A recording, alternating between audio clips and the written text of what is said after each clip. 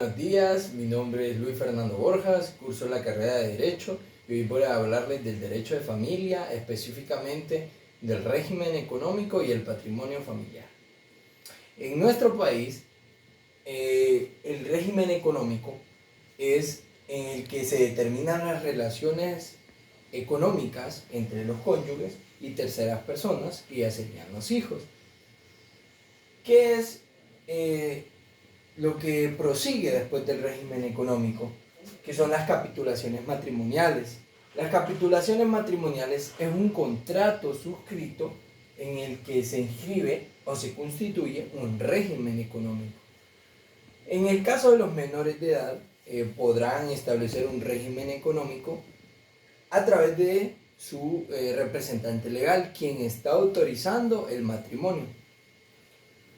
Seguido de las capitulaciones matrimoniales, tenemos que a falta de capitulaciones matrimoniales, se establecerá el régimen de sociedad ganancial. Más adelante les voy a explicar a qué se refiere la sociedad ganancial. Las capitulaciones matrimoniales pueden ser modificadas una vez se haya legalizado el matrimonio. Y se pueden hacer ciertas modificaciones, sin embargo, no puede afectar a los hijos, o sea, a terceras personas, y tampoco a las obligaciones que han contraído los cónyuges entre sí. Aquí les voy a hablar de algo muy importante, que son los tipos de regímenes económicos. Tenemos que son tres. Tenemos la comunidad de bienes, la sociedad ganancial y la separación de bienes. Vamos a empezar dando una pequeña definición de lo que es la comunidad de bienes. La comunidad de bienes, esta pues diríamos que recoge todos los bienes adquiridos de la pareja antes de contraer matrimonio. Parejas que han estado en unión libre o personas que han estado en unión de hecho, se recogen todo lo que todos los bienes que han contraído y se estipulan o se establecen como bienes en común. A la hora de contraer matrimonio, estos bienes pasan a ser de ambos. El que le sigue es la sociedad ganancial. La sociedad ganancial quiere decir que todos los bienes adquiridos a título honoroso, vale resaltarlo, antes del matrimonio será de cada quien. O sea, no tendrá en común esos bienes hasta después del matrimonio. Una vez contraído el matrimonio de los cónyuges, estos ya pasan a ser de ambos, pero después de que se ha legalizado el matrimonio.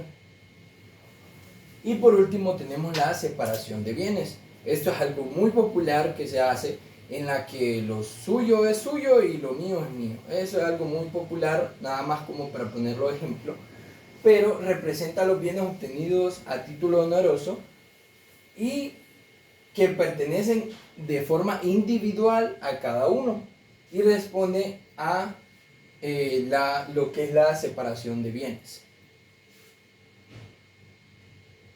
Bienes propios o privativos. Aquí nos referimos pues a los bienes que le pertenecen a cada uno de ellos, que podríamos decir que no entran en el conjunto de los bienes comunes en la pareja o en los cónyuges. Primero, tenemos los bienes adquiridos después del matrimonio a título gratuito. Hablamos de donaciones, nada más para ejemplo, donaciones, herencias, lo vamos a ver más seguido. Los adquiridos en ganancia de lo que produzcan los bienes propios adquiridos a título gratuito. Todos los bienes patrimoniales adquiridos mediante herencia, mediante legado, o sea que si yo estoy con mi pareja y mi papá me deja una herencia, eso va a ser propio mío, y también en el caso de ser una casa, si yo le alquilo la casa, podríamos decir que esos van a ser mi pertenencia, porque lo obtuve a título gratuito o a título de un legado o de una donación. La ropa o objetos, accesorios personales, en el caso del régimen ganancial le pertenecen pues los bienes obtenidos al registrar lo mismo, ¿verdad? Entonces, los instrumentos indispensables para ejercer su profesión u oficio.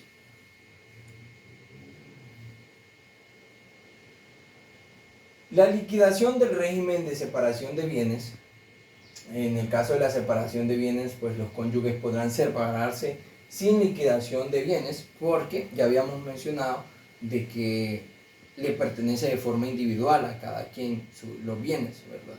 Más sin embargo, resalta que no pueden hacer una separación y que eso los exime de las responsabilidades que tienen. ¿A qué me refiero con responsabilidades? Podríamos decir, por ejemplo, mantener el hogar, en el caso de que hayan procreado hijos, los alimentos, la salud, la educación de los hijos. Más que todo eso, no se exime en ningún tipo de régimen.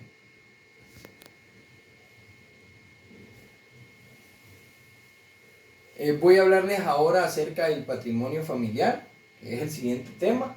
Pues principalmente el patrimonio familiar es la institución jurídica social por medio de la cual se destina una o más bienes, ¿verdad? Que también hay un límite, ya más adelante se los voy a explicar, en la protección y sostenimiento de la familia.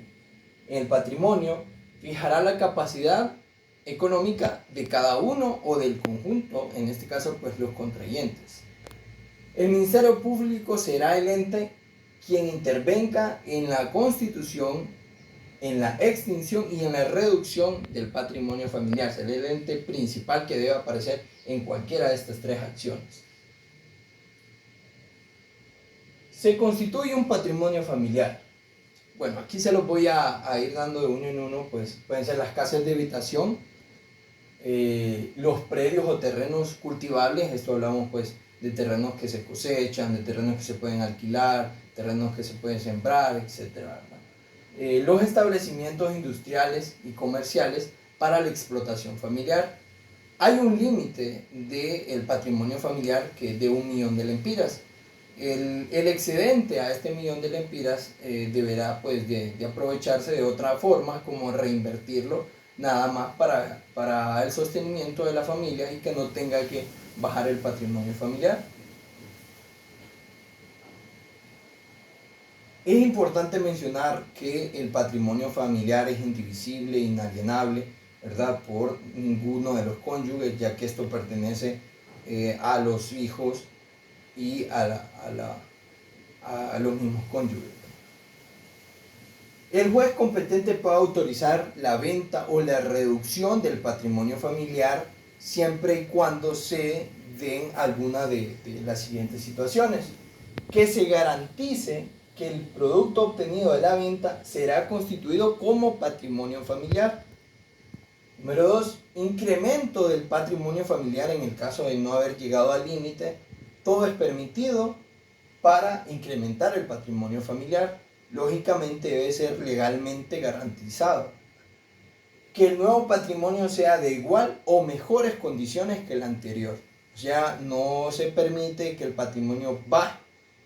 Si en el caso de que no haya llegado al límite, se podría dar el permiso para que el patrimonio suba. Si la venta del bien excede lo establecido, lo que les mencionaba anteriormente, se debe reinvertir en provecho del mismo patrimonio familiar.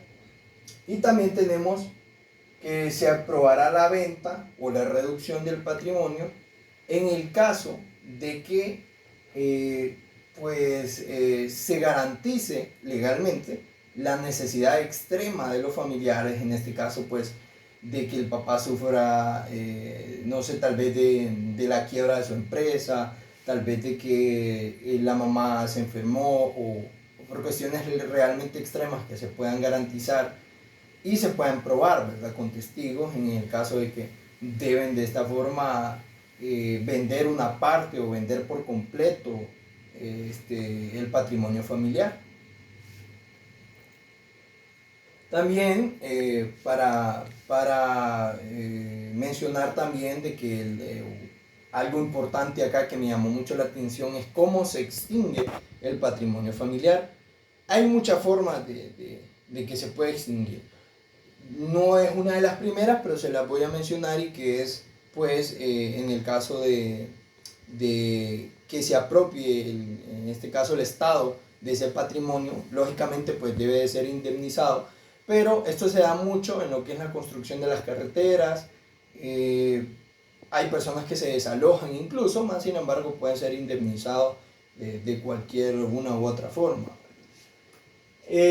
Pues el fin del patrimonio familiar en el momento en que los beneficiarios cesen de tener el derecho ya a alimentos, que esto pues ya se refiere a que los hijos en este caso pues lleguen a su mayoría de edad. Luego, sin autorización judicial y sin causa justificada, la familia deje de morar en la casa de habitación que pertenecía al patrimonio familiar, y también pues o deje de cultivar el predio en el cual se había estipulado como para patrimonio familiar. Se extingue cuando se demuestra la necesidad y utilidad de la familia, lo que les mencionaba anteriormente, que pues se puede extinguir o rebajar cuando hay esa necesidad. Y por último tenemos también que es por vencimiento del término estipulado para un patrimonio familiar que va a llegar hasta ese tiempo. Hay un mínimo de tiempo, de hecho, que es de 15 años. No puede haber un patrimonio familiar menor a 15 años. Debe ser estipulado más o menos para que los hijos lleguen hasta los 18 o hasta los 21 años para percibir este patrimonio familiar. Muchas gracias, eso ha sido todo de mi parte. Tenemos pues el régimen económico que más adelante vamos a ampliar un poco más el tema, y asimismo el patrimonio familiar, que son temas sumamente atractivos y bastante llenos de información.